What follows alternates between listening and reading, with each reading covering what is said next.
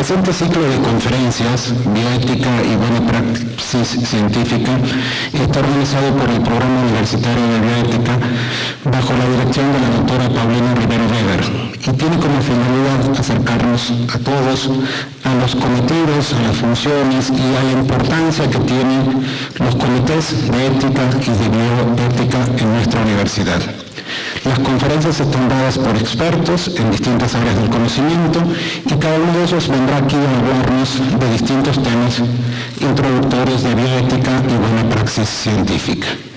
Hoy viene a hablar con nosotros la doctora Paulina Rivero Weber, que realizó sus estudios de licenciatura, de maestría y de doctorado en filosofía en la Facultad de Filosofía y Letras de la UNAM. Ahí impartió clases y dirigió trabajos de investigación durante más de 25 años. Ha publicado los libros Nietzsche, Verdad e Ilusión, Aletheia, la verdad originaria, Se busca heroína, Ética, un curso universitario y Bioética, una introducción desde la filosofía. Ese todavía no sé. Ese todavía no, así que no lo busquen. Así como un disco compacto con la presentación de la música del filósofo Friedrich Nietzsche. Además, ha publicado 9 libros como coordinadora y muchos artículos especializados en México y en otros países. Paulina pertenece al Seminario en Medicina y Salud de la UNAM, al Colegio de Bioética AC, a la Society for Asian and Comparative Philosophy, a la Sociedad Española de Estudios Nietzsche y a la Asociación Filosófica Mexicana. Es miembro del Sistema Nacional de Investigadores con el nivel 3, el nivel más alto. Ha sido coordinadora de educación continua en su facultad y directora del programa de maestría y doctorado en filosofía de la UNAM. Continúa con la docencia en la Facultad de Filosofía y Letras y en el posgrado en filosofía. En la actualidad es directora del programa universitario de bioética. Le damos entonces la bienvenida.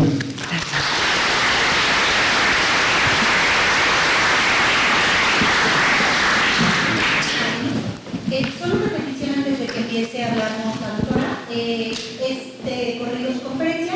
Por favor, apunten todas las dudas que surjan en el camino y al final habrá una ronda de preguntas. Ok. Bueno, antes que nada, gracias a todos por estar aquí. Aprecio mucho que hayan venido. Yo creo que lo que conviene es comenzar por lo más básico, porque si vamos a hablar de moral, ética y bioética, creo que debemos partir de la idea de moral, que es la más sencilla de todas. Perdón.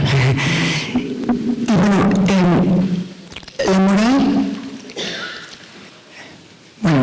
lo moral, porque ¿cuál moral? Hay muchas morales.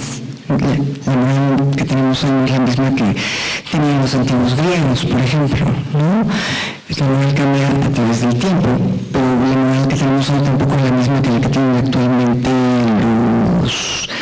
los antiguos, los pobladores más retirados del Amazonas, por ejemplo, son muy diferentes.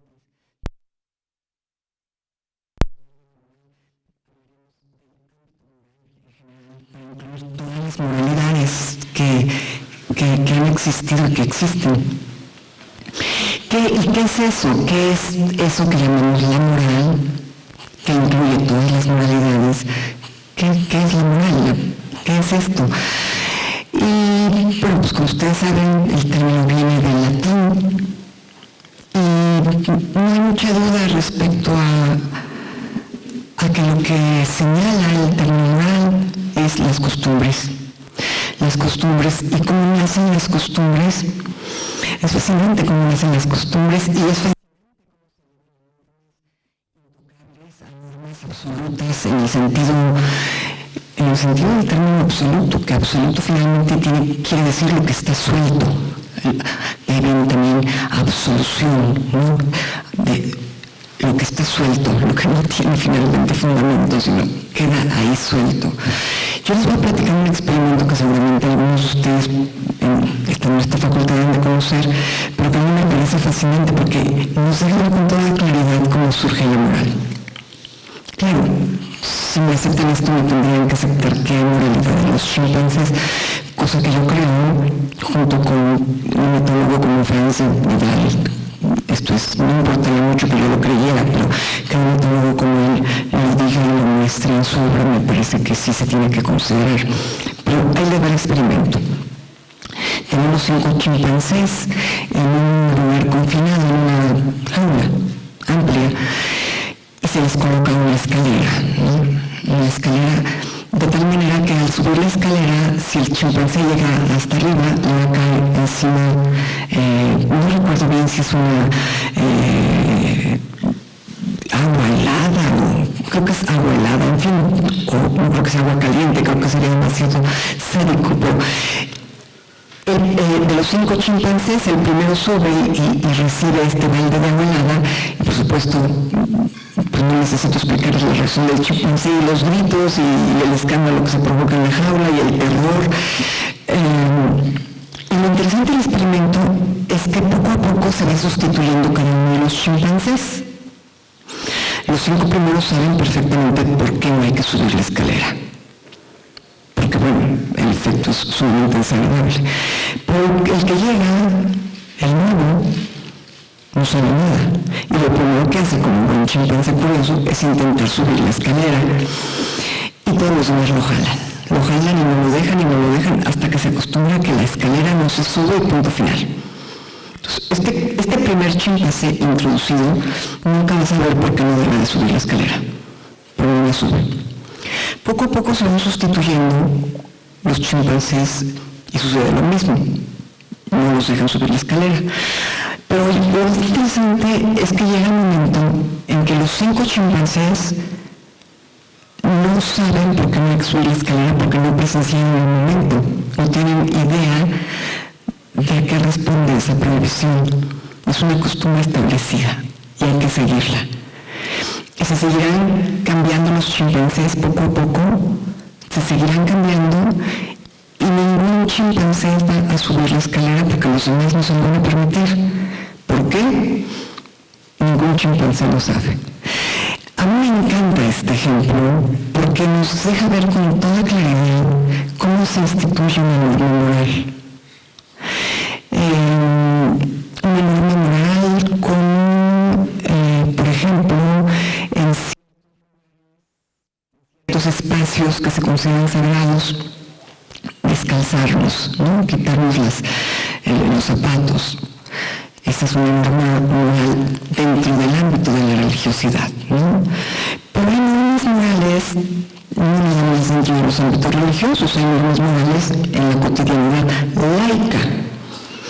Por ejemplo, yo no vengo aquí a dar esta plática vestida de sirenita o de apache.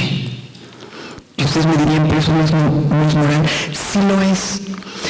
Porque lo que nos deja ver esta costumbre de vestirnos todos más o menos igual, lo que nos deja ver es que en el ser humano hay una tendencia básica a seguir las costumbres establecidas, a no ir contra ellas. ¿Por qué? Pues porque somos seres gregarios y porque buscamos la aceptación. Y yo sé que si vengo vestida de apache, voy a crear rechazo a ustedes. Entonces yo vengo vestida de una forma bastante neutra para que no se me pueda identificar con nada en particular, para que sea neutro. Y es lo que tenemos que hacer todos en la vida cotidiana. Esto, un filósofo alemán, Martin Heidegger, lo llamó la vida en la cotidianidad media, y es nuestra tendencia natural, seguir las costumbres establecidas, lo cual no tiene absolutamente nada de malo. Todos seguimos las costumbres establecidas, nos vestimos como la gente se viste, tomamos agua como la gente toma agua. Yo ahorita me voy a agarrar la jarra y me la voy a recibir en el brazo. Pero el pensamiento de Heidegger lo que nos invita es a decir, bueno, esto está bien. En el ámbito de la cotidianidad no tenemos por qué decir otra cosa que no sea, por ejemplo, pásame la sal. No tiene nada de extraño. Pero hay ciertos momentos en los que es necesario hacer un alto frente a ese ámbito cotidiano y frente a ese cúmulo de costumbres que hemos aceptado, como los changuitos aceptaron no subir a la escalera. Hay ciertos momentos en los que tenemos que detenernos y preguntarnos, en verdad, debo hacer así las cosas, en verdad no debiera hacerlas de otra manera, no tanto si yo quiero, sino qué debo.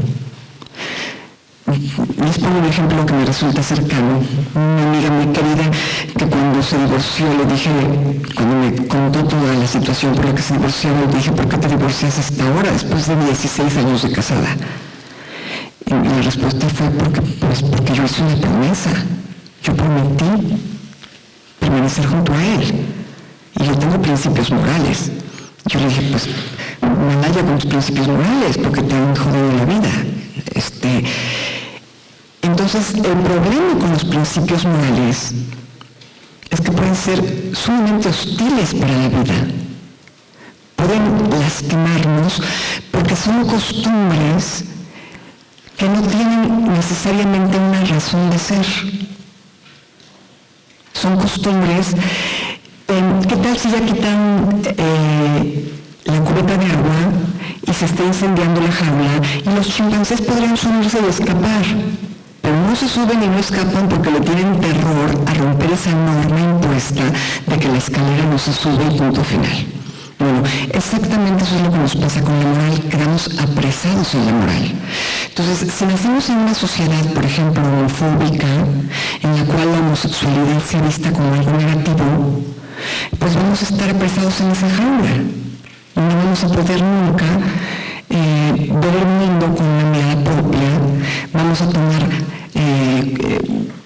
por hecho como algo que es un facto que simplemente no se debe ser homosexual, por decir algo. Si nacemos en una sociedad donde está prohibido que la mujer vote, donde está prohibido que la mujer piense o que la mujer disfrute, pues simplemente vamos a seguir esas normas sociales. Que las parejas se divorcien, qué sé yo. Si nos apegamos a la moral, vamos a tener el beneficio de ser gregarios. Eso es muy cómodo. Vamos a ser aceptados, vamos a ser vistos como personas morales y eso siempre es algo agradable porque vamos a pertenecer a una comunidad. El problema es que nunca vamos a poder saber qué es lo que realmente queremos hacer con nuestra existencia,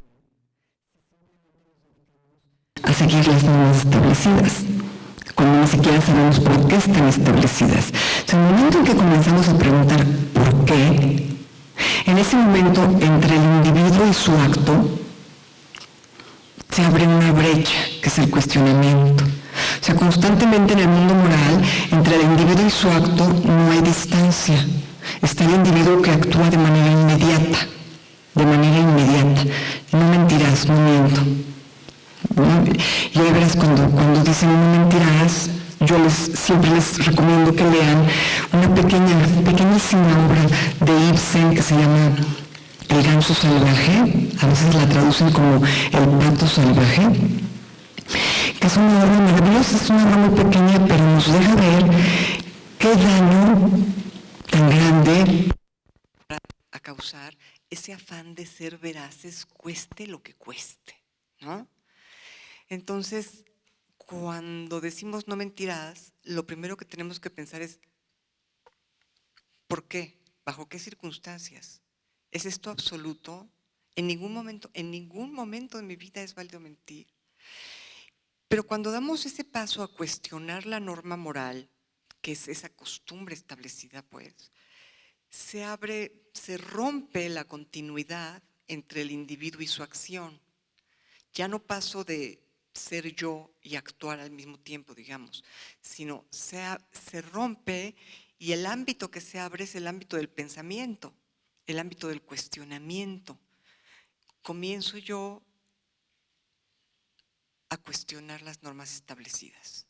Comienzo yo a pensar si son normas prudentes, si son normas vitales, si son normas que me beneficien y que beneficien a mi comunidad, o si son normas que en última instancia nos están haciendo daño a todos, como podría ser, por ejemplo, la prohibición de la homosexualidad, la prohibición del divorcio, la prohibición de la eutanasia, qué sé yo.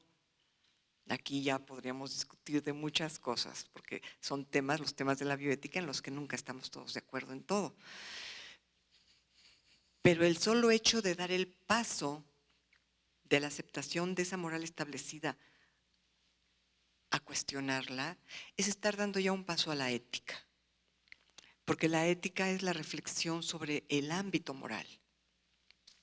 Entonces, la diferencia entre la ética y la moral, para ponerlo con palabras, digamos, más fuertes, es que la moral requiere seguidores. La moral requiere de personas que no rompan estas normas, que no las cuestionen, que acepten un buen número de dogmas. Y por otro lado, la moral pues ofrece el abrigo. Esto es, si tú sigues las normas de la comunidad menonita y quieres ser menonita, pues te va a ir muy bien porque vas a ser aceptado por los menonitas. O si tú quieres ser un buen católico y sigues las normas del catolicismo, pues te va a ir muy bien porque vas a ser muy bien recibido. Tienes pues sí, tienes compañía. Y como seres gregarios que somos, nos gusta tener una compañía y una sociedad que nos acepte. Al momento en que cuestionamos las normas morales y que estamos dando ya este paso a la ética, el mundo se vuelve un poco menos hospitalario, por así decirlo. Porque lo que estamos cuestionando es lo establecido. Y acuérdense lo que yo les comentaba hace un momento, que había dicho con palabras bastante más complejas, un filósofo que se llama Martin Heidegger. Lo inmediato, lo natural en nosotros es seguir lo establecido, no cuestionarlo.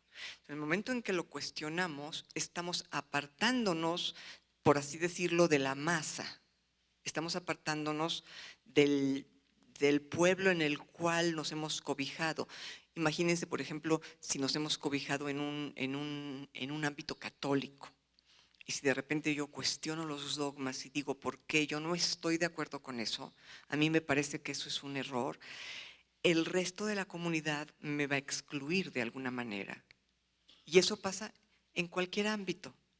En el ámbito académico, en el ámbito religioso, en el ámbito cotidiano. Siempre cuestionar las normas hace ruido.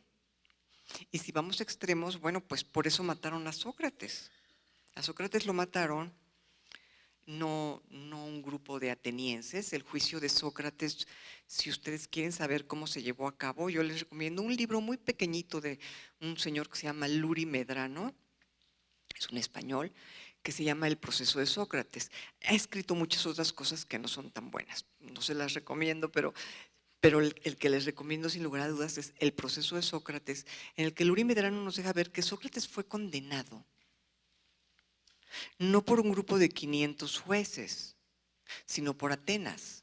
Y fue condenado porque la propuesta socrática era completamente diferente a las normas establecidas en Atenas.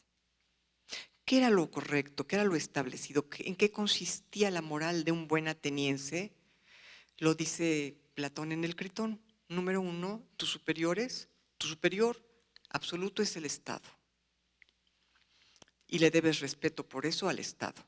Tus superiores son tus maestros y les debes respeto absoluto a tus maestros, y tus superiores son tus padres. Esas tres entidades son intocables e incuestionables. Y de repente Sócrates se junta con chavitos así como ustedes y les dice, oye, ¿y por qué no vas a cuestionar lo que te dice tu papá? Pues a lo mejor está equivocado. A ver, pues tú qué piensas que sea la justicia, ¿no? ¿Qué es la justicia? Pues yo creo que la justicia es esto. Pues, ¿tú crees que es esto? Entonces la consecuencia. No, pues entonces déjame replantearlo.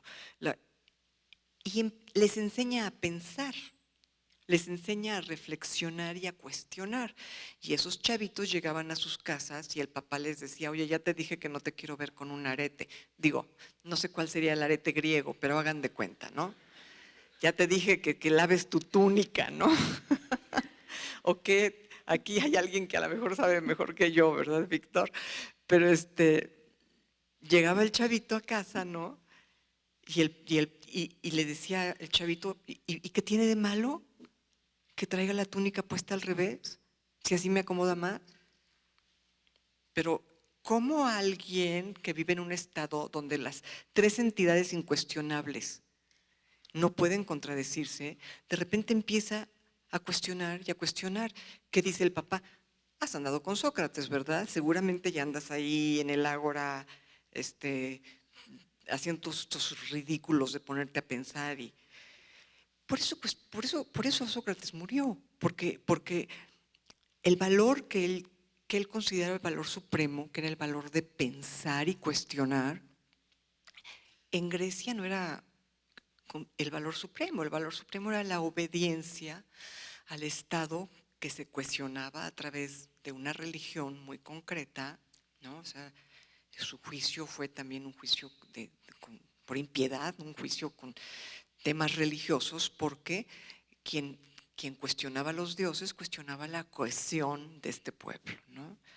Entonces, ¿todo esto para qué? Todo esto para decirles que salir del ámbito de la moral establecida pues trae consecuencias bien fuertes, o sea, porque comenzamos a cuestionar lo que nuestra familia da por sentado, o lo que nuestra ciudad da por sentado, o lo que nuestro país o nuestro mundo da por sentado.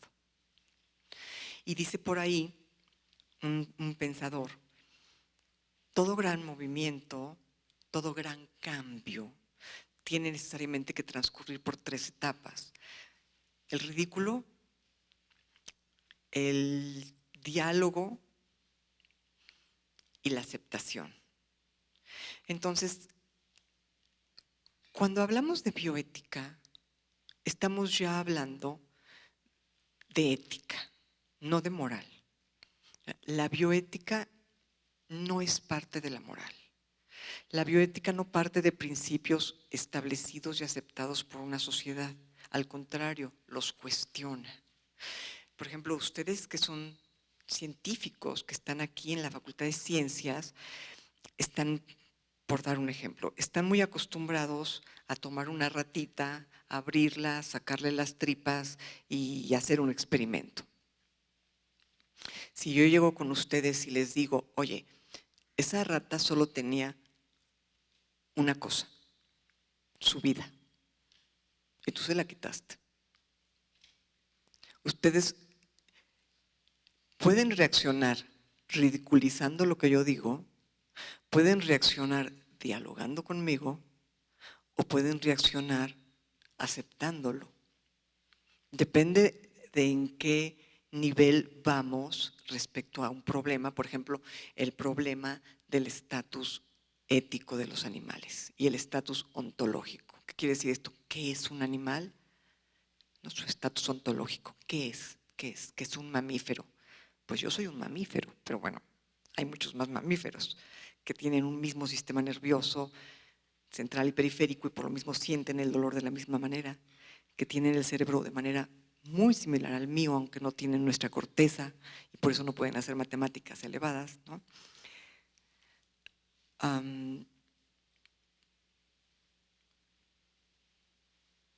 Pero cuando salimos del ámbito de la moral, parece ser que ante la pérdida del otro, ante la pérdida de nuestra sociedad gregaria, la sociedad puede evolucionar gracias a un grupo de individuos como Sócrates, que sale fuera de ese ámbito de la moral para proponer algo diferente y paulatinamente el ridículo Sócrates, porque Sócrates en Atenas era visto como un hombre ridículo, un viejo ridículo. Hay documentos que nos dejan ver esta figura de Sócrates. Entonces, Atenas misma atraviesa la fase del ridículo para comenzar a comprender y dialogar filosóficamente con todo lo planteado por Sócrates a través de la escritura de Platón y finalmente aceptar que Sócrates fue un gran hombre.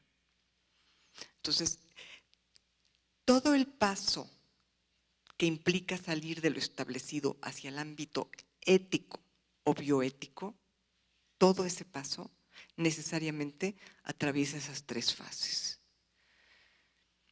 Necesariamente. O sea, ustedes pueden reír, digamos, o sonreír si yo les reclamo tomar lo único que tiene un animal mamífero, ya no digamos un animal tan cercano a nosotros como lo puede ser un mamífero. Si yo les reclamo matar a un mamífero, ustedes pueden sonreír y decir, pero era un ratón, y el ridículo queda de mi lado, digamos, ¿no? O pueden dialogar conmigo y exponer, y podemos entablar un diálogo, o pueden, dependiendo de qué tan avanzado ha sido el proceso, tan fuerte ha sido el proceso de diálogo, aceptar las cosas, aceptar las evidencias, aceptar que, bueno, lo mínimo, aceptar que es un animal mamífero, que como tal tiene emociones, que como tal siente el dolor de la misma forma en que lo sentimos todos los mamíferos, y que solamente tenía una cosa, que era esa vida, y que se la quitaron. Digamos, les estoy poniendo, les estoy picando la cresta, como diría mi abuelita, ¿no? Para que vean ustedes ese paso del ámbito de la moral al del pensamiento ético. Es muy difícil porque lo que más hospedaje nos ofrece, no sé cómo decirlo, lo más agradable es quedarnos en la moral. Porque seguimos haciendo nuestras vidas como siempre y no tenemos necesidad de cambiar. Porque seguimos haciendo lo que hacen nuestros colegas o nuestros vecinos o nuestros compatriotas y no tenemos que cambiar, no tenemos que pelearnos con el mundo. Eso es lo más cómodo. Y entonces aquí yo llego a esto. Si es tan cómodo ser personas morales, ¿para qué ser personas éticas? Bueno, esta pregunta yo me la he hecho muchas veces. Y creo que la única razón por la cual en verdad vale la pena dar el paso es que a aquellos chimpancés se les puede quemar la jaula y nunca van a subir la escalera. Y que a nosotros, en el ámbito de la moral, nos puede caer encima la peor de las catástrofes, pero si no somos capaces de salir, de por lo menos abrir la ventana y ver qué hay afuera, no vamos a tener idea de cómo defendernos ante nada. Y el daño para uno mismo puede ser muy grande. Yo tenía un profesor que decía que la ética es como abrir una ventana y sentir la corriente de aire fresco. Y yo me acuerdo que esta imagen se me quedó muy grabada y desde chica yo dije, bueno, ¿y qué hago con esa ventana? Puedo cerrarla y decir qué frío hacia allá afuera, o sea, yo me quedo acá con las costumbres establecidas y no me meto en líos.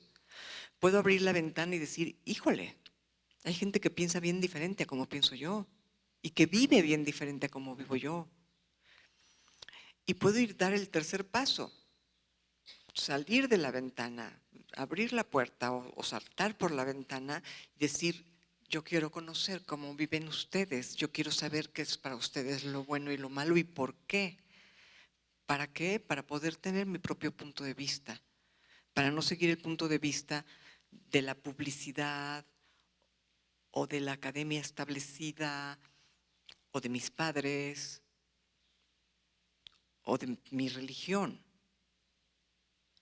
sino para poder tener un punto de vista propio y que sean mis ojos los que ven el mundo y no los de mi abuelo. Que sean mis ojos los que enfrentan el mundo y los que aceptan o no aceptan algo, y no simplemente ese visor que se me colocó en el momento en que nací en una familia con ciertas características en cierto tiempo y en cierto espacio, ¿no? Entonces,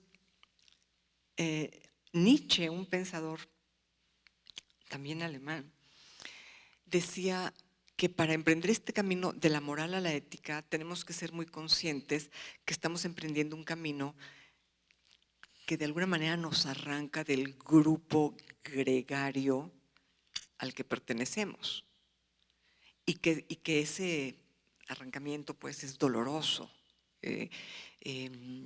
si yo voy a cuestionar la forma de ser de mis colegas y se los voy a hacer saber, inevitablemente va a haber una reacción.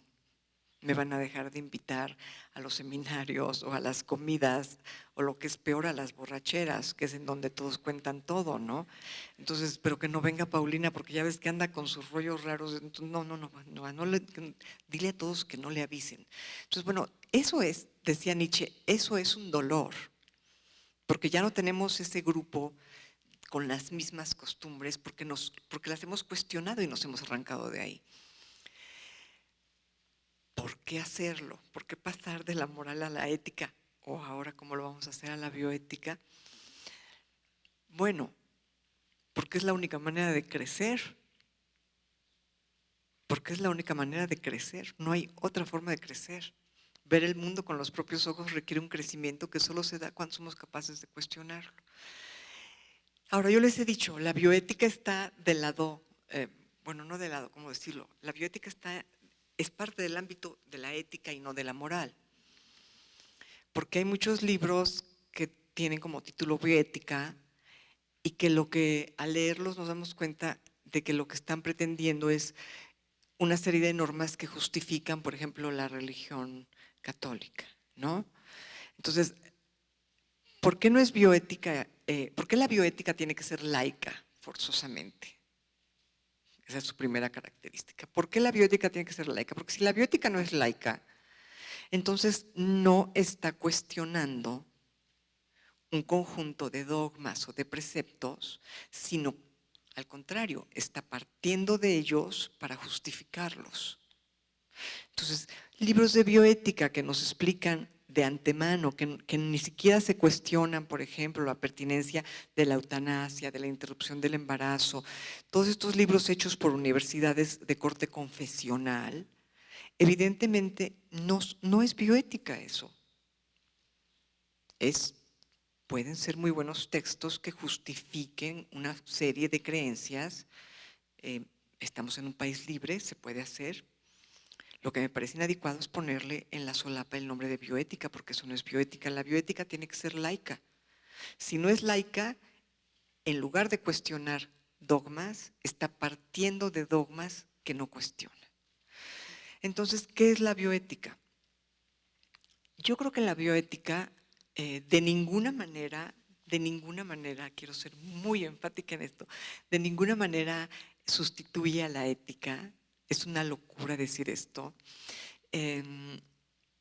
Por ejemplo, un pensador como Aristóteles puede ser aplicado en la bioética hoy. Ser aristotélico no es decir lo que dice Aristóteles, sino pensar con el esquema de Aristóteles el mundo contemporáneo, y esto es perfectamente factible, no presenta ningún problema. Entonces, más bien la bioética tiene todas las armas de la ética, por un lado, tiene su gran pilar, por un lado, es la ética, pero bueno, es bioética. Su segundo gran pilar es la biología.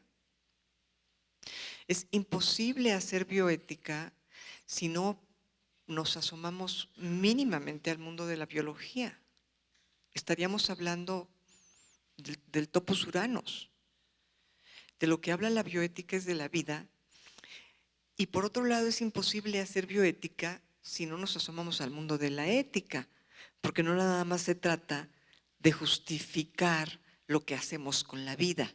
Por ejemplo, de justificar un experimento de clonación o de justificar matar a un animal para hacer un experimento. No es nada más eso, es lograr sobre la vida la perspectiva ética. ¿Y qué es la perspectiva ética? La perspectiva ética involucra necesariamente la valoración, el signo del más y el signo del menos, o, para decirlo con todo descaro, el bien y el mal, ¿no? Son conceptos muy difíciles que no podríamos tratar ahorita, pero no los nombremos de esa manera, simplemente lo que la ética involucra es la capacidad de valorar como positivo o como negativo un acto, un evento, un pensamiento, una institución, con base a la investigación y el conocimiento, no con base a creencias. Entonces, yo para hacer un juicio ético sobre una entidad en la universidad, por ejemplo, lo primero que tengo que hacer es conocer a fondo esa entidad, ver cómo funciona, a qué se dedican, qué hacen, cuál es el modo en que operan, cómo se relacionan entre sí. Solamente conociendo esa entidad puedo yo formarme un juicio. Lo mismo sucede en la bioética. El único camino en que yo puedo decir que algo es bioéticamente bueno o bioéticamente malo es conociendo a fondo el fenómeno que estoy analizando y brindando de manera racional las razones por las que es positivo o negativo ese evento, sin apelar a creencias personales. Y sin apelar a creencias personales, ¿qué quiere decir? Bueno, pues apelando a la ciencia, apelando a la biología. Volvamos al ratón. Si yo les digo, ay, es que pobre ratoncito, yo creo que se ha de sentir muy gacho. Esta no es ninguna argumentación científica. O sea, yo tendría que ponerme a estudiar lo que es un mamífero y cuáles son las características que nos unen como mamíferos, cuáles son las diferencias a nivel cerebral entre el ratón y mi cerebro, en qué lugar del cerebro tienen lugar las emociones como el miedo, el terror, la soledad, los celos, la angustia. ¿El ratón tiene eso o no lo tiene? Es partir de la biología.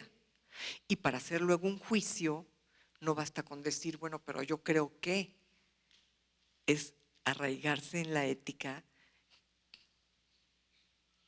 cuya forma de hablar es racional y deductiva. Deductiva, no es la ética no es un discurso veteado en el que se brinque de un lugar a otro. Se trata de hacer un discurso que pase de un lugar a otro. Entonces, volviendo a la bioética retoma a la ética, no la supera, la retoma, pero a la vez la bioética no le basta la ética, requiere de la biología y no le basta la biología, porque estamos anclados en un mundo cuyas leyes tenemos que conocer, entonces requerimos de la jurisprudencia. Y no le basta la jurisprudencia y así podemos seguir hasta mejor. En lugar de seguir mencionando cada una de las carreras de la universidad, mejor digamos que la bioética requiere de todo el conocimiento y por eso se define como una ciencia de fronteras. Yo, este libro que leyó el profesor que estoy haciendo, que estoy terminando, alguna vez le dije a una compañera, estoy haciendo un libro que se va a llamar Introducción a la bioética. Y me puso ojos de plato y me dijo, ¿cómo? ¿Pero cómo vas a hacer una introducción a la bioética? Si se requiere psicología, historia, filosofía, biología, medicina, jurisprudencia. ¿Cómo vas a hacer una introducción a la bioética? Entonces yo me fui a mi casa un poco derrotada a pensar y le cambié el título, porque mi amiga tiene mucha razón. Introducción a la bioética desde el marco filosófico. O sea, desde la filosofía que nos conduce a la bioética, cómo ciertos pensadores ya apuntaban esas inquietudes, cómo se abrió la filosofía a estas inquietudes. Pero pues es otro el camino de la biología y es otro el camino de la medicina y todas las áreas del saber se requieren para la bioética. En ese sentido, nunca van a encontrar ustedes un bioeticista que lo sepa todo, ni teniendo 20 vidas abocadas únicamente al estudio de la bioética, podríamos saberlo todo, porque incluye hasta la astrofísica. Esto es, como dicen los gringos, you name it, y le pones palomita, o sea, lo que sea, cualquier área del conocimiento puede tener implicaciones en una discusión bioética. Por eso los comités de bioética, lo ideal es que tengan más de un representante del área en que se está hablando. Y en particular, lo más recomendable es que siempre haya un biólogo y un filósofo, porque es bioética, biología y ética. Entonces, desde mi perspectiva, todo comité de bioética debería de incluir la presencia de un filósofo y la presencia de un biólogo, porque no hay otra forma mejor de comprender un problema, incluso legal. ¿Qué es el acoso, por ejemplo? ¿No? Bueno, hay muchas formas de acoso que a lo mejor para la mayoría de nosotros no son acoso. Sin embargo, un biólogo nos puede explicar de dónde viene esa conducta, cómo se presenta en primates, por qué en seres humanos es notificada como acoso. Y un filósofo puede hacer una reflexión en torno al bien y al mal de esa conducta.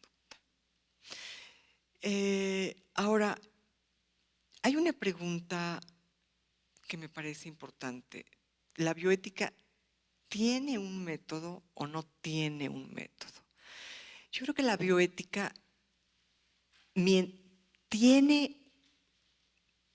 mientras tenga ciertas cualidades que la hacen ser lo que es, me parece que puede proceder metódicamente de cualquier manera.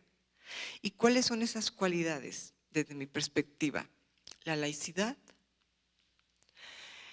la apertura al cuestionamiento propio de la ética, la cuidadosa valoración de la vida propia de la biología y la regla de oro, que es el no dañar.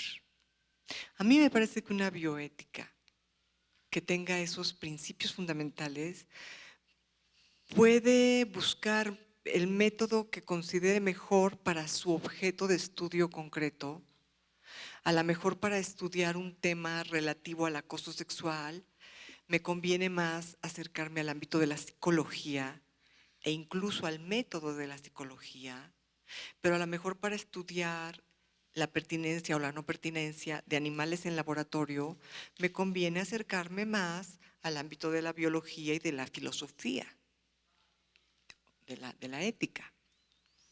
Entonces, no hay un método propiamente en la bioética.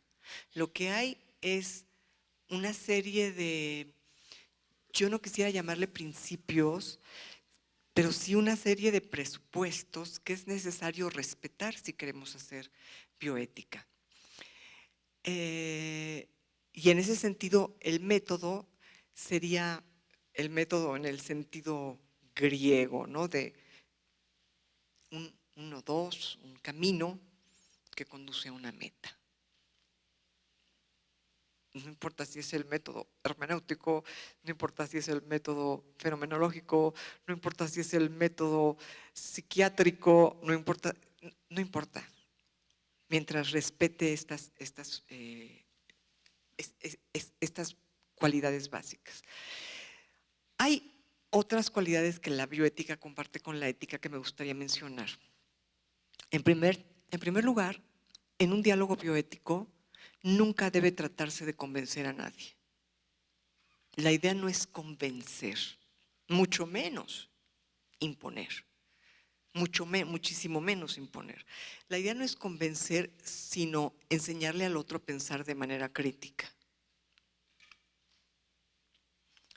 Yo puedo no estar de acuerdo con una serie de ideas de alguno de ustedes, y si yo me esfuerzo en imponer mis ideas, eso no es hacer bioética, eso es ser impositiva. Y si yo me esfuerzo en convencerlos, eso no es hacer bioética, eso es tratar de ser una persona que convence a los demás. Hacer bioética es poner ahí los presupuestos, los enunciados que me llevan a pensar en algo, sentarme contigo y que los pensemos con honestidad.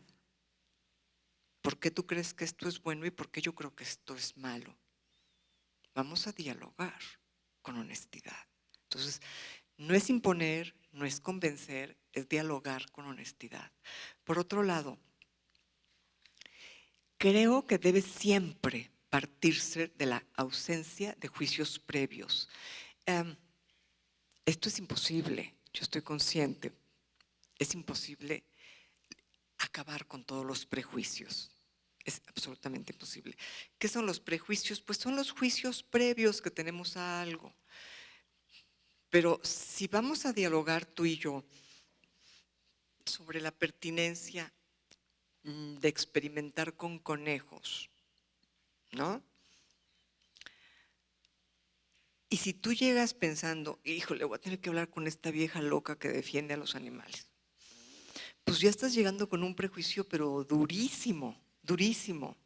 Y si yo voy a dialogar contigo pensando, hijo, voy a tener que hablar con este psicópata que no se da cuenta de lo que es matar animales, pues ya estoy con un juicio previo brutal. Entonces, despojar la mente, la bioética requiere que despojemos nuestra mente de estos juicios para abrirnos a escuchar al otro, para en verdad escuchar lo que el otro dice. Ahora, hay ciertos juicios previos que yo no me voy a poder quitar por mucho que le haga. O sea, por mucho que le haga, yo soy mujer mexicana que nació en el siglo XX, no en el XXI. Eso no me lo quito, eso está en cada... bueno, aquí hablando enfrente de ustedes, mejor no digo que en cada átomo, mejor no digo en qué, simplemente no me lo puedo quitar, ¿no? Mis metáforas científicas podrían aquí ser muy inadecuadas, ¿no? Pero hay ciertos juicios previos que es imposible quitarlos. Yo no puedo pensar como hombre, yo pienso como mujer. Yo me puedo esforzar por ponerme los zapatos de un hombre. A veces trato de hacerlo para comprender a mi marido. Pocas veces lo logro, pero lo intento. A veces trato de hacerlo para comprender a mi hijo, ¿no? Pero yo realmente, para pensar como hombre, tendría que tener el cuerpo de un hombre y haber vivido en esta sociedad lo que vive un hombre. Entonces, hay juicios previos que nunca me voy a poder quitar, pero hay muchos más que sí me voy a poder quitar. No es lo mismo llegar a un diálogo abierto a decir, voy a escuchar lo que me va a decir. Voy a escuchar sus razones y a ponerme en sus zapatos, a ponerme en sus zapatos. ¿Cómo se ve el mundo desde la ventana de sus ojos, ¿no? De los ojos de la compañera que experimenta con animales? ¿Cómo se ve el mundo desde esos ojos? Yo quiero comprender cómo se ve el mundo desde sus ojos, porque solo así voy a poder lograr que ella quizá pueda ver el mundo desde mis ojos. Ese es el verdadero diálogo que Gadamer llamó el silencio activo, la escucha activa. O sea, cuando yo guardo silencio para escucharte, no es que, como en las caricaturas, que mientras tú hablas aquí hay un Mickey Mouse bailando o un changuito. Cuando yo guardo silencio para escucharte, yo tengo que estar como un tigre justo antes de atacar a su presa, concentrada en todo lo que dices para poder entenderte, no para poder atacarte, ¿eh? En ese sentido la metáfora me falló, no para poder atacarte, para poder entenderte. Y esa es la escucha activa. Cuando yo guardo silencio y estoy en verdad haciendo un honesto esfuerzo de entender lo que tú me estás diciendo. Bueno, esa es otra de las características de la bioética. Por otro lado, el hecho que ya comenté de que la guía para pensar, pues todos necesitamos una guía para pensar, pero que la guía para pensar en este caso pues no pueden ser las creencias, sino forzosamente tiene que ser un pensamiento argumental, o sea, con argumentos razonados. Y toda bioética, como ética que es, debe de contener en sí misma una limitante para sus propias propuestas, una limitante para el actuar humano, porque sin eso no hay ni ética ni bioética. La limitante para el actuar humano, ¿a qué me refiero? A no dañar nunca, a no dañar nunca. Una ética antropocentrista diría nunca dañar a otro ser humano, pero la bioética de facto no es antropocentrista, no puede, porque no es bioética antropos, es bioética, es la ética que el ser humano tiene que guardar para con toda la vida y lo que sostiene la vida aún sin tener vida, como el agua, como el aire, como la tierra, como el mar, ¿no? Entonces, ¿en qué iba? Entonces está limitante para la acción que en la ética, digamos, en las éticas más clásicas, siempre esta limitante existía con respecto al ser humano mismo. Por ejemplo, en Kant se ve con mucha claridad esta limitante, ¿no? Nunca tomarás a otro ser racional como un medio para no únicamente como un medio para tus fines, porque es un fin en sí mismo. En la bioética, esta limitante para nuestra acción se extiende a los animales y a los ecosistemas. Y se extiende desde el primer escrito bioético que dio nacimiento a la palabra bioética, que se publicó en 1927 en una muy buena revista científica que era Cosmos, ustedes la han de conocer, publicado por Fritz Jahr.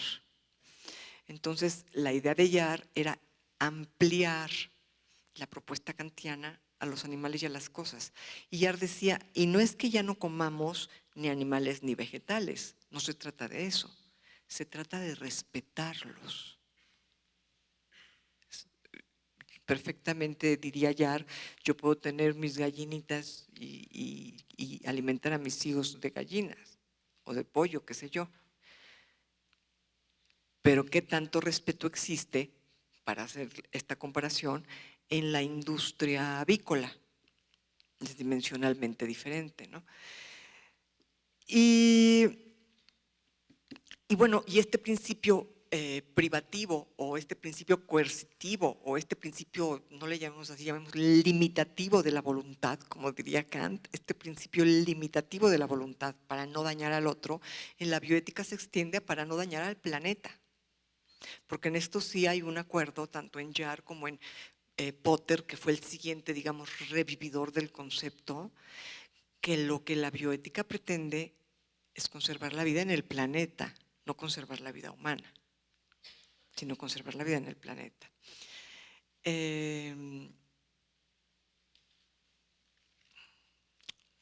Déjenme ver si dejo algo en el tintero. ¿Cuánto tiempo me queda?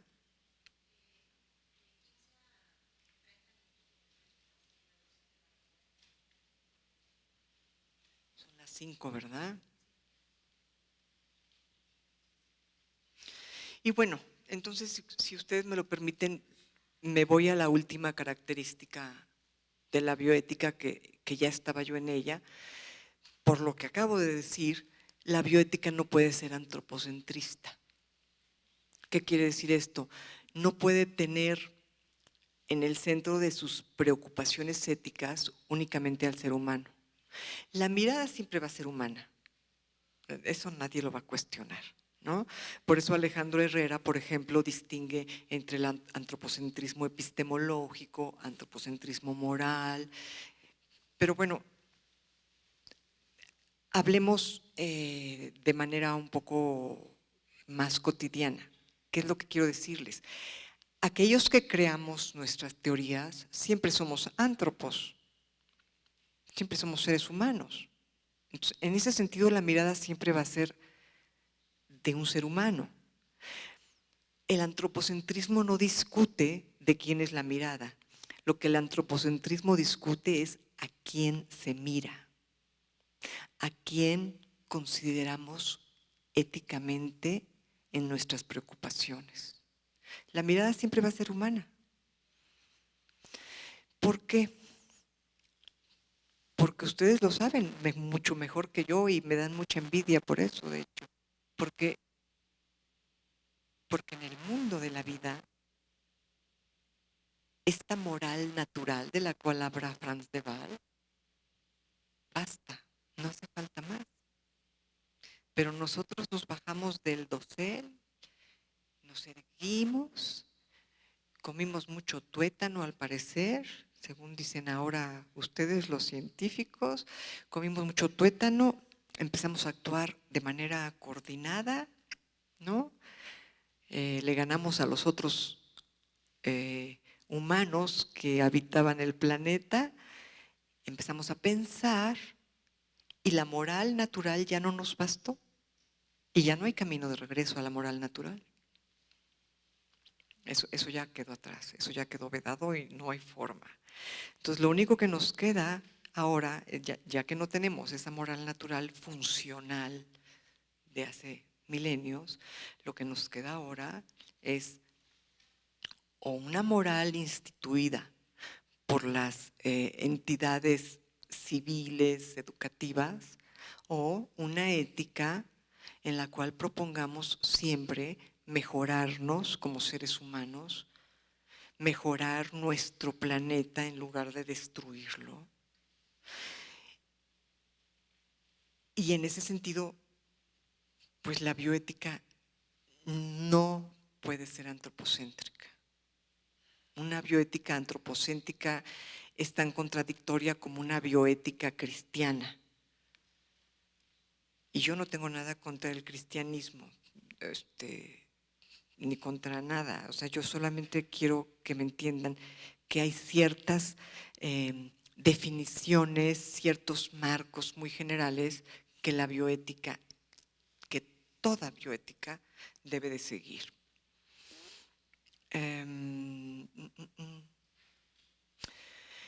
Y en ese sentido, con esto terminaría, cuando Potter creó la palabra bioética, pues se vino una guerra mundial y aparte pues la creó en Alemania y ustedes saben lo que pasó en Alemania, pues si en algo no estaban interesados eran en cuestiones éticas y bioéticas, ¿verdad? Porque llegó el nacionalsocialismo y se olvidó. Y luego cuando en 1960 más o menos la revive este médico norteamericano Potter, la bioética cae en manos de los médicos realmente, porque los filósofos lo que vieron fue un médico dedicado a hacer experimentos en un laboratorio que de repente le daba por citar a Aristóteles y aparte lo citaba mal. Entonces los filósofos dijeron, ese cree que sabe filosofía, pero no sabe nada. Y no le hicieron caso a la bioética. Afortunadamente los médicos sí le hicieron caso. Y digo afortunadamente porque pues salvaron el concepto, lo siguieron enarbolando. Y esto fue una fortuna, pero por otro lado también fue un problema, porque se confundió muy rápido la bioética con la ética médica. Y la ética médica puede tener algunas cuestiones afines a la bioética, temas comunes, pero es otra cosa. Porque la ética médica sí tiene una mirada antropocentrista. Tan sencillo como eso, porque se dedica a curar seres humanos. No se dedica a curar un planeta enfermo, por decir algo, ¿no? Entonces, creo que sí hay que tener mucho cuidado en darnos cuenta de que la bioética no se equipara únicamente a temas médicos ni únicamente al ser humano, sino que es responsable, y por eso creo que es tan importante la bioética, es responsable de que recuperemos el planeta. Si pensamos bioéticamente, quizá podamos recuperar el planeta. El cambio climático no es algo que está por llegar, ya llegó. En el Océano Pacífico, hasta donde yo iba todavía hace como medio año, ya habían 8 islas desaparecidas, una de las cuales estaba poblada, las Islas Salomón. O sea, ya el nivel del mar ya está desapareciendo, ya desapareció islas, ya creció. La temperatura, ¿qué me dicen de la temperatura? Yo acabo de estar en España, la última vez que fui a España fue hace bastante tiempo, fui en abril y me moría de frío. y me moría de frío. Yo acabo de ir a España y hacía un calor divino. No quiero ver cómo les va a ir en el verano. El clima del planeta ya cambió. Entonces, es urgente que revaloremos la vida en el planeta, porque solo así vamos a poder realmente hacer algo. Ustedes me dirían, ay, bueno, pero es un ratón en el laboratorio. No, es un animal. Y solamente si tú te pones frente a la vida animal y la valoras de una manera diferente, vas a poder ocuparte de su hábitat, o por lo menos preocuparte de su hábitat. Comprar menos plástico, empezar con cambios que quizá logren salvar el planeta. Creo que finalmente ese es el cometido de la bioética. Muy audaz y demasiado temerario, pero pues, ¿qué nos queda? ¿Pensar que el planeta ya se lo llevó el demonio o intentar salvarlo? Pues creo que todos debemos dedicarnos un poco a la bioética. Muchas gracias.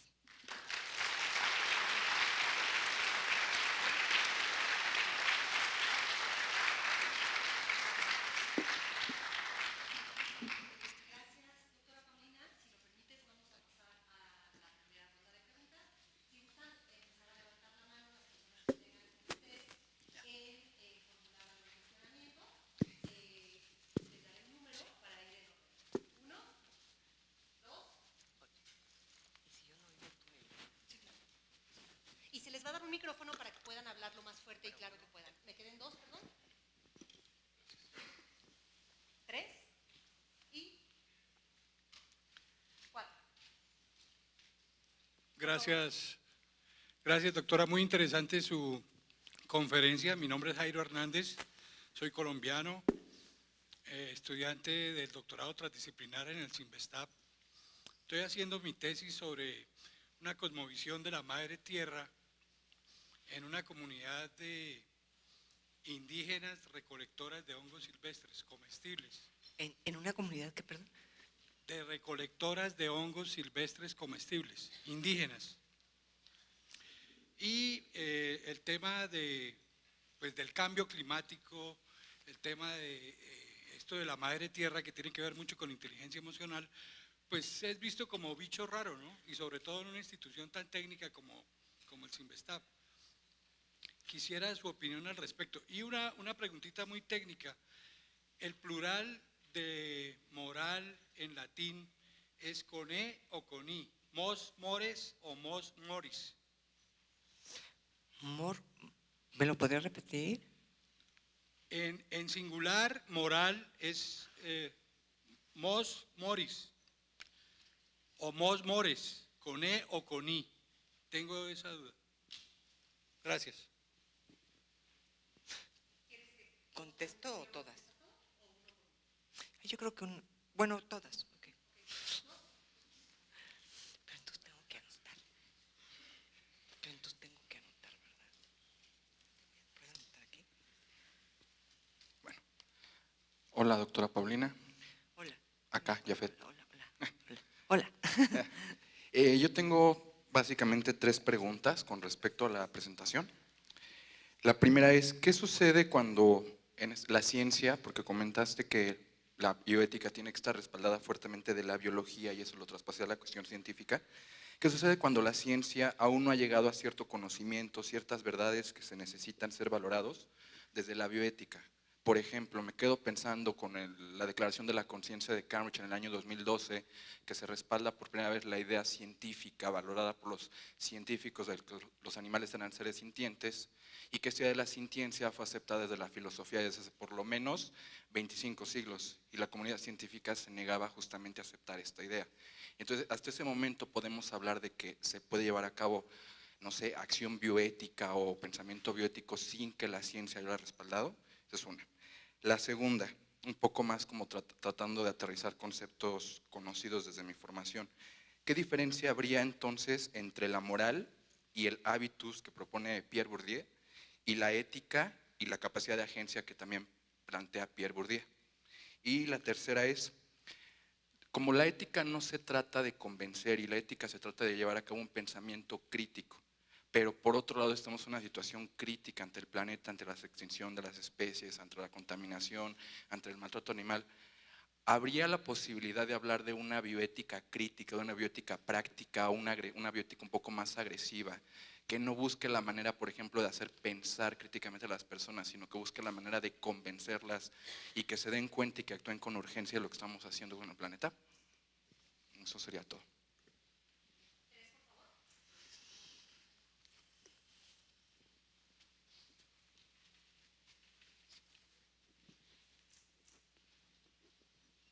Gracias, Paulina. Muchas gracias por la presentación. Soy Cristina. Quisiera comentar y hacerte una pregunta para tus comentarios. Finalmente, durante la exposición expones bien cómo es que la bioética en un momento dado está influenciada por sus juicios previos. ¿Te puedes acercar un poquito más el micrófono? Sí, de cómo la bioética finalmente no está excluyente de tus juicios previos.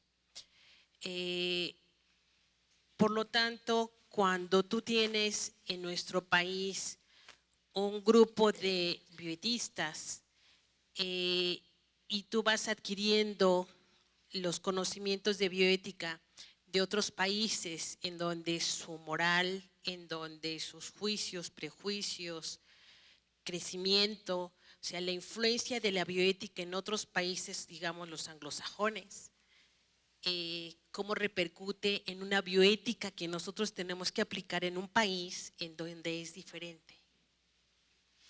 Y la pregunta sería concretamente… La pregunta sería, en tu opinión, justamente esa influencia de otros países en la bioética de nuestro país. Ok.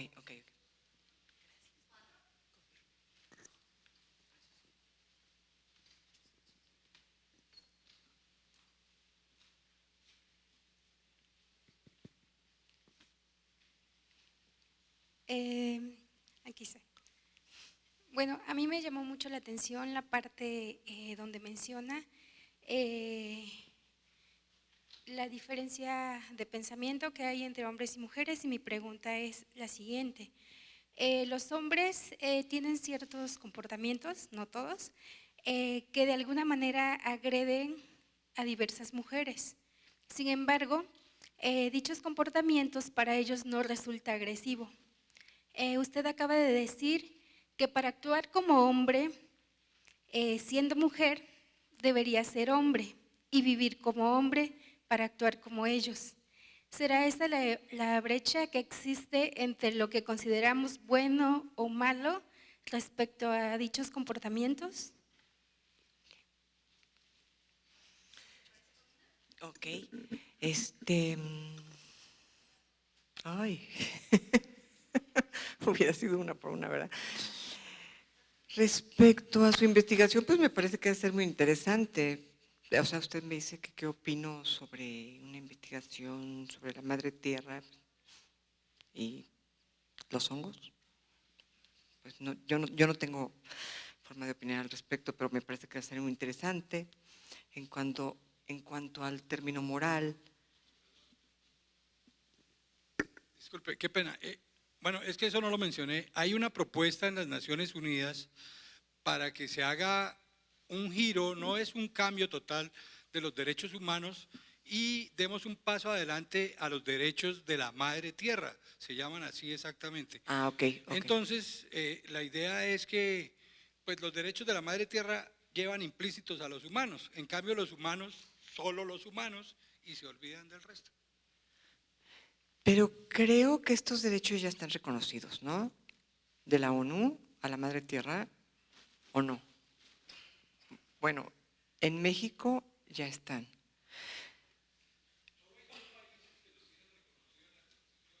Pero incluso yo le diría, más que reconocer derechos, yo creo que cuando todos logremos una visión respetuosa al planeta, ni siquiera van a hacer falta. O sea, Kant dice, ¿de qué nos hablan nuestras normas?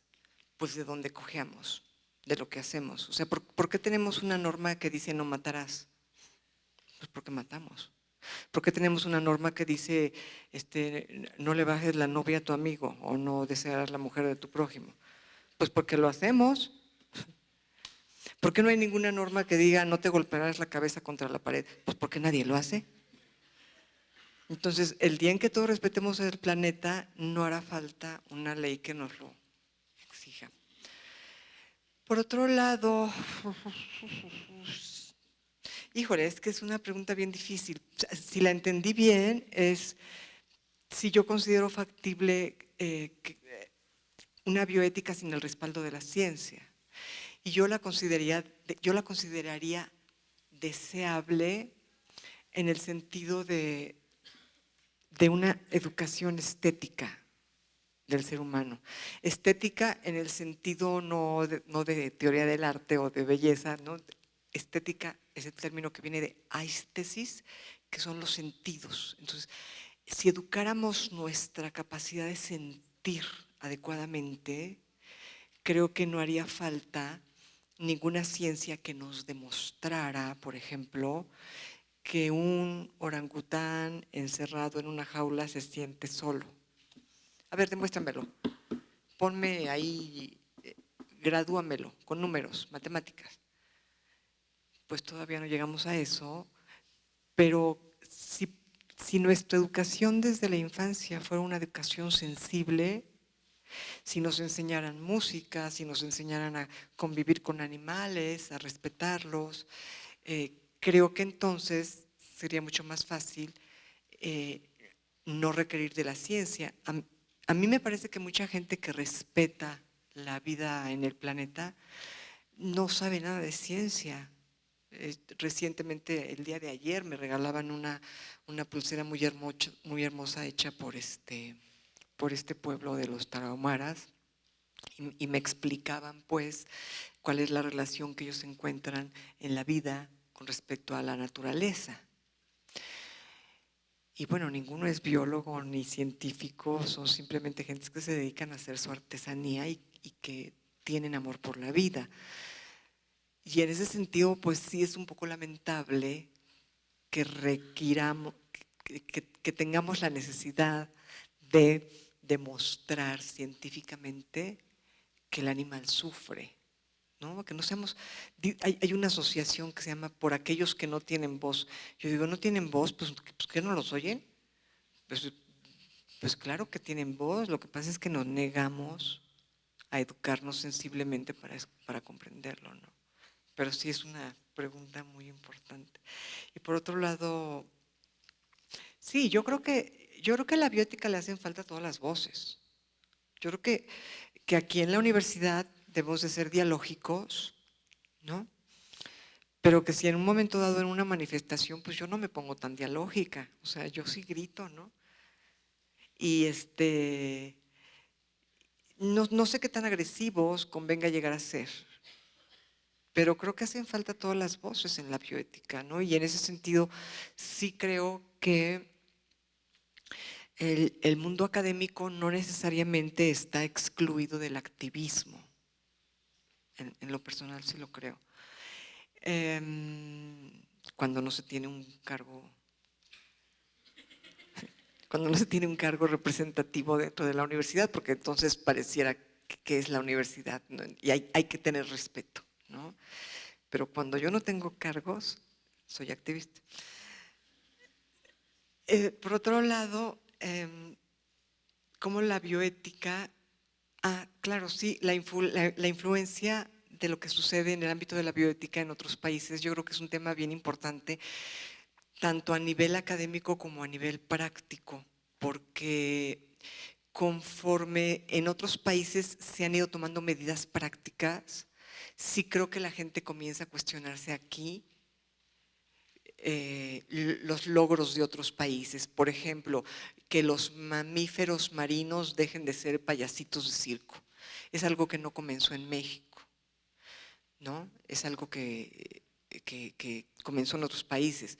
Por ejemplo, que los animales dejen de ser literalmente payasitos de circo. El movimiento de circos sin animales no comenzó en México, comenzó en otros países. Y digamos, lo que pasó en México fue que nos contagiamos y logramos esto.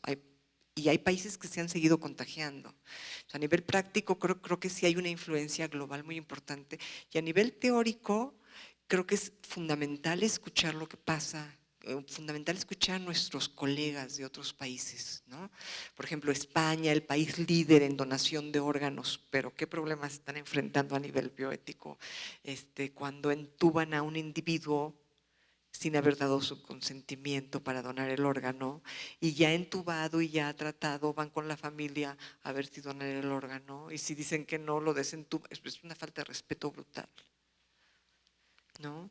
Y ver esto que les ha pasado en España nos puede ayudar a nosotros para que en el momento en que luchemos, por ejemplo, por leyes para la donación de órganos, tengamos bien presente la experiencia de tus países, ¿no? Entonces sí creo que hay que hacer muy fuerte ese diálogo. Y los hombres y las mujeres. Sin lugar a dudas, somos primates y los hombres tienden a ser… no, va a sonar un poco feo, no es eso lo que quiero decir. Lo que quiero decir es, hay conductas propias de los hombres que nos parecen agresivas a las mujeres, y creo que nuestra obligación es hacerlo ver, decirlo, porque nos vamos a sorprender de cuántos hombres son capaces de comprenderlo y cuántos no, por supuesto. Pero creo que es muy rescatable este intento esta propuesta de la ONU del movimiento He for She, que la UNAM retomó. El rector Graue nos pidió a todos que tratáramos de empujar la idea de He for She en nuestras comunidades, que es justamente esto que tú dices. Hay cuestiones en compañeros, en colegas, que yo encuentro agresivas, ¿no? Pero si yo no se los hago ver, ellos no los van a ver. Sin embargo, el día en que un hombre lo ve, ese hombre es oro puro, porque es un él que puede hablar por ella. O sea, es más fácil que un hombre que ha comprendido, es he for she, ¿no? Que él hable por nosotras, porque él le habla a sus pares, a sus iguales. Él tiene más ese lenguaje y esa conexión con los hombres para decirle, no, es que eso que tú estás haciendo es algo muy agresivo para ella. O sea, ella no se vistió así para que tú le dijeras eso. O ella no se peinó así para que tú te tomaras esa libertad. X. Entonces yo creo que entre nuestras múltiples obligaciones como ciudadanos de la universidad, como mujeres, está hablar. Es muy importante. Y hay un protocolo que creó la abogada que es mujer, y que como creo que ha sido muy atinado ese protocolo, en el cual las mujeres podemos ir y denunciar incluso hay un cubículo para que no estemos a la vista de todo el mundo, y creo que cualquier conducta que percibamos agresiva tiene que ser denunciada, y tiene que ser, si amerita que la persona tome un curso o que vaya a una terapia o que se le expulse, se tiene que proceder. Pero insisto, en ese sentido creo que es bien importante partir de que los hombres no son nuestros enemigos, sino que pueden ser el aliado más valioso, porque si un solo hombre entiende lo que estamos diciendo las mujeres, él le puede explicar mucho mejor a los demás hombres. Él puede hablar por nosotras. Necesitamos aliados. Y hay muchas conductas que no es fácil comprender porque nos resultan agresivas, y sin embargo son agresivas. No sé si respondí.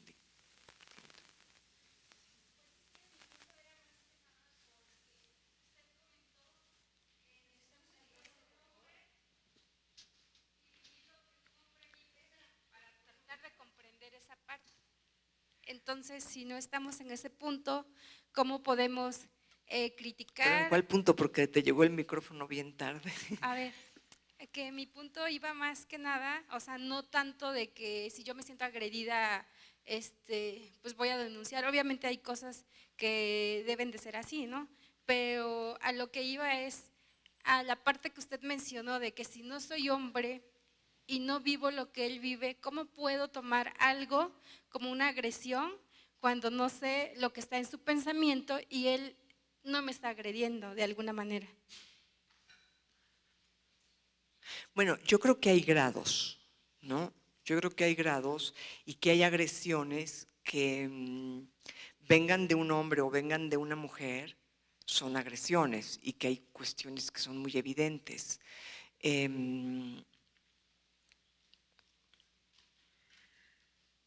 Si yo en este momento arrojo la jarra al suelo, no importa si soy hombre o soy mujer, es una actitud agresiva. Si yo levanto la voz, lo mismo, ¿no? Creo que cuando las acciones son claramente agresivas, no importa de quién vengan, es algo que está claro. Creo que el problema lo tenemos cuando la agresividad se disfraza. Y sí creo que ahí es más común disfrazar la agresión entre hombres y mujeres. Y creo que no importa, y espero con esto poder responder un poco mejor la pregunta, creo que no importa si él en su mente te está agrediendo o no. Es más, por lo general, hay muchos tipos de agresión que cuando se le dice al hombre, eso es una agresión, él es el primer sorprendido. Y él dice, ¿qué? ¿Agresión? ¿Por qué? Y cuando se lo explicas, si se lo explicas con el deseo de que él comprenda, lo comprende. Pero entonces en ese sentido no importa si él en su mente tiene la intención de ser agresivo, por lo general en las agresiones sutiles no. Quieren piropear, quieren hacerse los chistosos, hay muchas cosas, ¿no? Y la agresividad no es el móvil, pero si para ti es una conducta agresiva, eso es más que suficiente, desde mi perspectiva, para decirlo. Y aún si fueron 3 palmadas, si la forma en que te dieron las 3 palmadas en la espalda te resultó agresiva, creo que hay que decirle, oye, no me palmes así la espalda, me molesta. Independientemente de que comprendamos o no su verdadera intención. Okay.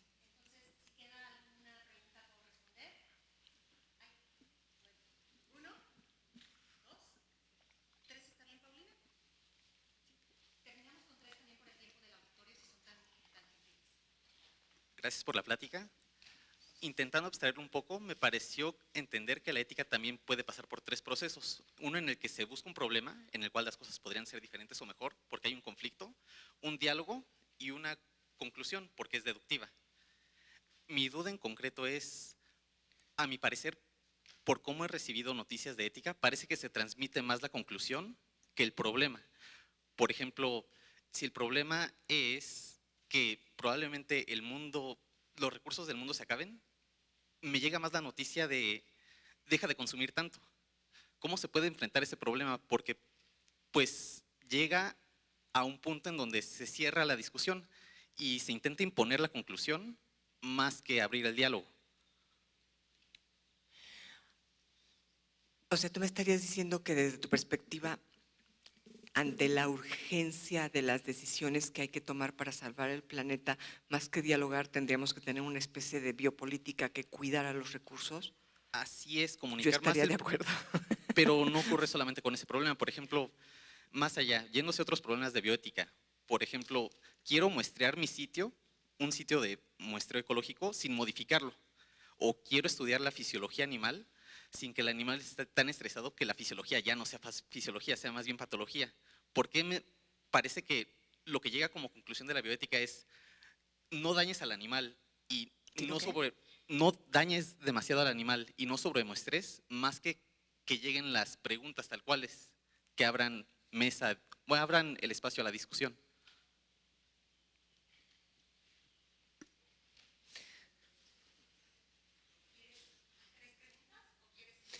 Pues es que no estoy segura de haber escuchado bien.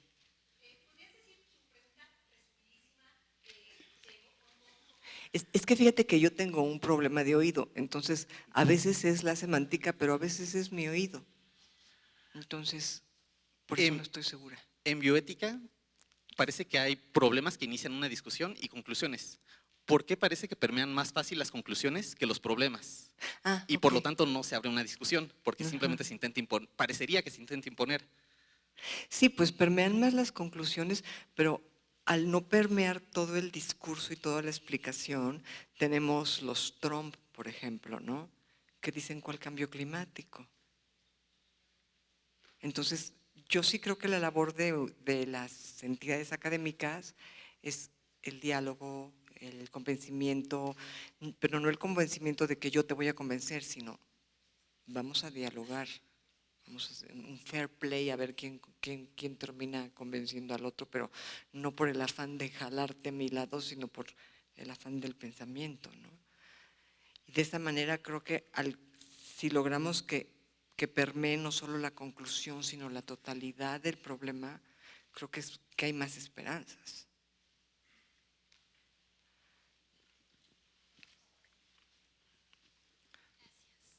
Hola, ¿qué tal? Mucho gusto, mi nombre es Gloria Martínez, me ha encantado su conferencia del día de hoy. Yo estoy muy preocupada por los animalitos. Yo tengo una formación de la Facultad de Química y tuve la oportunidad de hacer posgrado ahí. Y pues durante toda mi carrera utilicé muchos animalitos, estaba utilizando. Últimamente ya utilicé más microorganismos, para los cuales si ellos sufren, pues no nos damos cuenta tanto de frente, ¿verdad? Si a una bacteria o a una levadura le falta comida, tal vez no nos duele tanto como en el caso de una rata, ratita, conejo, perrito, los mamíferos, ¿no? Que usted mencionaba. Pero sí me preocupa toda esta nueva, digamos, era de que vienen cuidando más a los animales, porque sinceramente pues uno piensa, pues es que yo sí respeto a los animales, ¿no?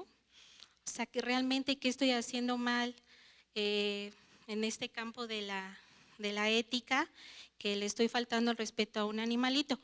Vaya, mi formación me inculcó que el solo pensar que utilizar un animal para tratar de hacer el bien a la humanidad, por el solo hecho de que vamos a obtener conocimiento a partir de su anatomía, su fisiología, pues ya es, digamos, ya es una visión más de altura, por así decirlo, ya no estamos jugando con él, estamos planificando el uso de un animal dentro de un protocolo, ¿verdad? Bien establecido.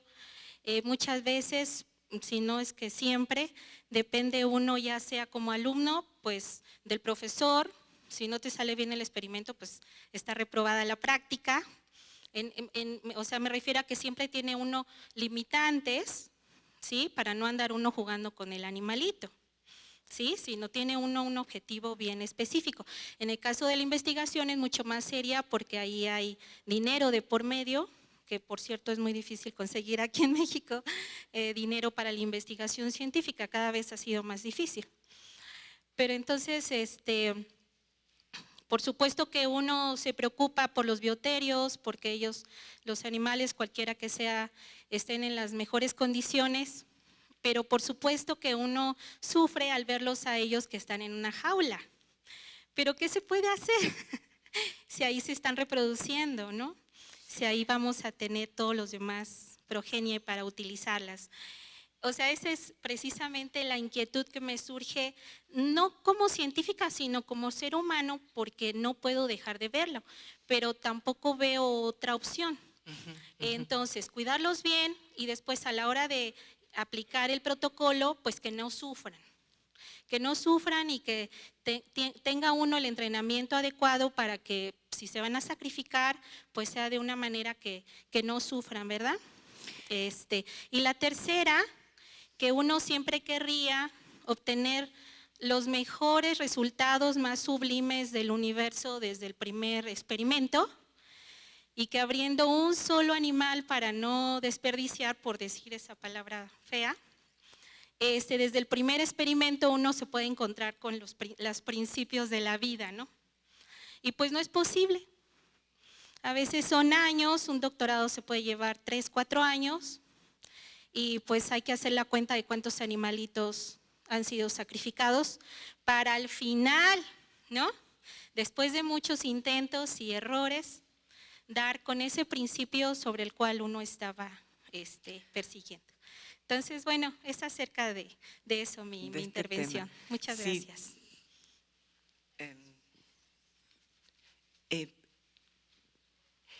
Es muy fácil. Hay que preguntarnos si estaríamos dispuestos a que si en un momento dado en nuestro planeta llegaran o aparecieran seres que pudieran tomar a nuestros hijos como experimentos, seres muy evolucionados, con unas capacidades mentales infinitamente superiores a las nuestras. Si estaríamos dispuestos a decir, pues sí, pues es por el bien de ellos que son superiores, estaríamos dispuestos a dejarle la vida de nuestros hijos y la nuestra propia para hacer experimentos. Si la respuesta es sí, pues entonces tenemos todo el derecho de experimentar con animales que tienen un pensamiento supuestamente inferior. Digo supuestamente porque finalmente aquí más que grado superior e inferior, lo que hay es una diferencia radical, ¿no? Yo nunca he visto a un grupo de seres humanos sincronizarse como lo hacen las aves, las bandadas de las aves o los peces, ¿no? que nadan en conjunto. Y yo nunca he visto a un ser humano tejer esos maravillosos nidos que hacen algunas aves, o llamar a su pareja de unas maneras tan bellas como las llaman algunos peces. Entonces, creo que más bien somos muy diferentes. Y yo justamente hoy platicaba con un colega, con Jorge Linares, que también ha estado en la bioética, y yo le decía, bueno, pues un marco indudable que nos puede dar una orientación es si brincamos fuera del planeta, de este tiempo y de este espacio, y vemos la historia de nuestro planeta, ¿ha evolucionado para bien o ha evolucionado para mal? Si la respuesta es que ha evolucionado para mal, pues sería el momento de meter freno de mano, porque algo hemos estado haciendo mal. Y lamentablemente la respuesta es que ha evolucionado para mal. Yo creo que cuando tomamos la vida de un animal para nuestro estudio, para un estudio que beneficia al ser humano o incluso para un estudio que beneficia a esa especie, pero cuando tomamos su vida y se la quitamos, desde mi perspectiva, es grave hacerlo, pero lo grave no es nada más hacerlo, sino la mirada que hay detrás de ese hecho. La mirada que hay detrás de ese hecho es, bueno, pues es un animalito. O sea, no es un ser como yo. Ay, perdón el micrófono. No es un ser como yo. Entonces, creo que esa mirada es la que ha destruido el planeta. Porque con esa mirada es como se ha despreciado desde los grandes simios hasta las lombrices, y con ese desprecio hemos arrasado con sus propios hábitats. Entonces, sí me parece grave tomar la vida de un animal, pero lo que me parece más grave es la mirada que se encuentra detrás de ese hecho, que es de alguna manera no valorar lo que es diferente a mí y creer que yo como ser humano estoy en la, ¿cómo se diría?, en lo más elevado en cuanto a valor, cuando realmente no es así. O sea, somos seres que hemos inventado el conocimiento. No estoy muy segura qué quiere decir eso, pero bueno, somos seres que hemos inventado el conocimiento, ¿no? Que con él hemos transformado el mundo, con él hemos logrado vivir más tiempo, hemos transformado la naturaleza y estamos a punto de acabar con el planeta. Entonces, ¿qué tanto somos una especie exitosa? Allí es donde pongo el signo de interrogación, ¿no? Y Y claro, ustedes me dirían, bueno, pero si tú te enfermas no tomas penicilina, pues yo sería una hipócrita si les dijera, no, de ninguna manera, porque implicó experimentos con animales. Claro que la tomo, pero lo que yo preguntaría es, ¿hasta dónde? ¿Hasta dónde queremos llegar? O sea, ya llegamos hasta acá. ¿Vamos a seguir? O sea, queremos más medicinas. Ya estamos desarrollando, no de manera individual, sino de manera grupal, de manera humana, una resistencia a esas medicinas que hemos inventado, de manera que posiblemente en unos años no nos sirvan de nada. Entonces, ¿hasta dónde queremos llevar esta transformación que hemos hecho al planeta en supuesto beneficio propio y en daño de todo el resto de las especies? ¿No? Yo creo que eso es lo que nos tenemos que cuestionar. Y cuestionárnoslo de manera muy individual y muy honesta. Muchas gracias por su intervención.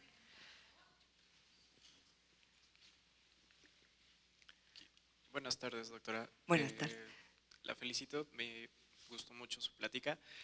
Mi nombre es Alejandro Gervasio, soy profesor y bueno, algo que me encontré con esta experiencia como docente fue que existen algunos profesores que dan clases desde sus perspectivas y empecé a notar que hay quienes empiezan a dar alguna clase desde sus prejuicios. Entonces empecé a cuestionarme mucho y yo cuando me tocó tocar temas que involucraban cuestiones como perforaciones, tatuajes y todo ese tipo de situaciones, yo lo que opté por hacer es dar las perspectivas, la parte buena, la parte mala, para que los alumnos que estaban a mi cargo tomaran sus propias decisiones. Pero con esta conferencia empecé a preguntarme ¿cómo puedo llegar a discernir hasta dónde llega la parte crítica y dónde comienza mi imposición por darles esas perspectivas, por tratar de convencerlos de que tienen que abrir su mente a todas las cosas y no quedarse en un solo punto? ¿En qué momento llego yo a pasar ese punto crítico y empezar a hacerles ver, digamos de cierta manera, mis prejuicios con respecto a los demás? Pero por ejemplo, un ejemplo, dame algo concreto de que pueda asirme. Siento que de repente llego podría llegar a involucrarme tanto en tratar de abrir su mente, digamos que a la fuerza. No sé en qué momento puedo llegar yo, empezar a hacer eso, empezar a forzarlos a que abran su mente, en que empiecen a ver las perspectivas, que no se sigan una línea. ¿En qué momento llego yo a tratar de doblegar? Nunca vas a lograr que alguien abra su mente a la fuerza. La letra no entra con sangre, como decían los antiguos, ¿no? O sea, yo creo que la única forma de abrir la mente de otro es a través de un diálogo honesto y sobre todo de la escucha. Alguna vez hubo una manifestación cuando, alguna de las veces que CEU ha estado cerrada, y había una manta de los estudiantes de filosofía que decían, el diálogo no se construye con silencio. Yo dije, qué barbaridad, no han leído a Gadamer, el diálogo se construye con silencio. Entonces a lo mejor lo que te falta es escucharlos. Porque el silencio como escucha activa, al que hacía yo referencia en la plática, es lo que nos puede llevar a comprender desde dónde habla el otro. Y cuando comprendemos desde dónde habla el otro, es más fácil hacerle ver nuestra postura, ¿no? Alguna vez, estando yo parada en un escalón, platicando con un amigo, nos íbamos a despedir y yo veía un cielo precioso, azul, con unas nubes blancas divinas, y al despedirme le di un beso y le dije, qué día, ¿verdad? Porque pues, vi el cielo. Y cuando me retiré, me di cuenta que él tenía como el ceño fruncido y me dijo, sí, caray, qué día. Y le dije, pero ¿cómo? ¿No te gustan los días así? Ay, no, son horribles. Yo dije, bueno, qué cosa tan extraña. Y le dije, ¿pero por qué? Me dijo, es que el tránsito se pone insoportable. Y yo volteé a ver lo que él veía y una nube negra, gigante, un cielo espantoso, anunciaba que iba a caer un tormentón. Entonces, coincidió con que yo estaba parada frente a un cielo azul bastante limpio, muy bonito, y a él le tocó la parte en la que llegaba la tormenta, llegaba la tormenta, llegaba la tormenta. Entonces, ¿cuándo comprendí lo que él me decía? Pues cuando vi las cosas desde sus ojos, desde su lugar, desde cómo se ven desde su lugar. Entonces, pues mi consejo es, trata de escucharlos y solo escuchándolos vas a lograr hacer que vean lo que tú ves. Pero el verdadero cometido de un maestro no es que los alumnos vean las cosas como nosotras las vemos, sino que vean con sus propios ojos, ¿no? Pues yo le agradezco mucho a Ángeles la invitación. Gracias, doctora. Gracias.